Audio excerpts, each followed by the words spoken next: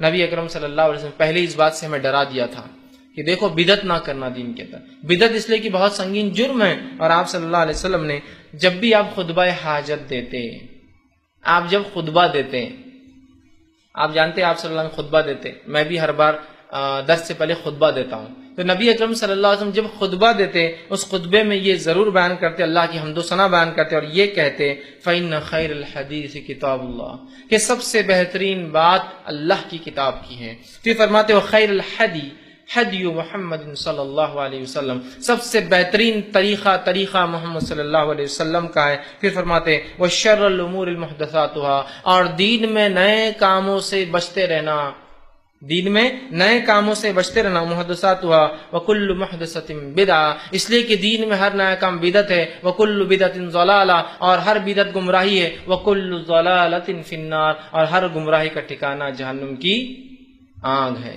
ہر بار جب آپ خطبہ دیتے یہ الفاظ اس کے اندر برابر دہراتے کہ نئی چیزیں دین میں ایجاد مت کرنا، منع کرتے، اس لیے کہ دین یہ اللہ کا دیا گیا ہے. نئی چیزیں اس میں ایجاد کرنا گویا اللہ کی ایک ملکیت میں، اللہ کے ایک دین کے اندر کچھ اپنے طرف سے اضافہ کرنا ہے، تو آپ منع کرتے تھے. اسی طرح نبی اکرم صلی اللہ علیہ وسلم، صحیح مسلم کی روایت ہے، اور آپ فرمایا کرتے، عائشہ رضی اللہ عنہا اس حدیث کی راویہ فرماتی ہے، آپ نے فرمایا کہا من احدث فی امرنا ھذا ما لیس منہ فہو رد، جس کسی نے ایسی کوئی چیز اس دین میں ایجاد کی جس کا حکم میں نے نہیں دیا تھا، فہو رد، وہ روز قیامت مردود ہے، وہ چیز انکار کر دی جائیں گی، واپس اس کے منہ پر پھینک دی جائیں گی.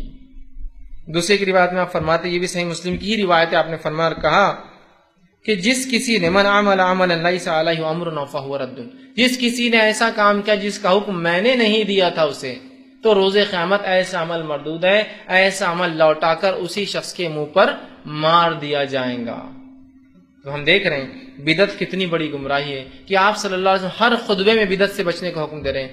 نبی اکرم صلی اللہ علیہ وسلم کہہ رہے ہیں کہ بدعت گمراہی ہے، بدعت سے اپنے آپ کو بچاؤ.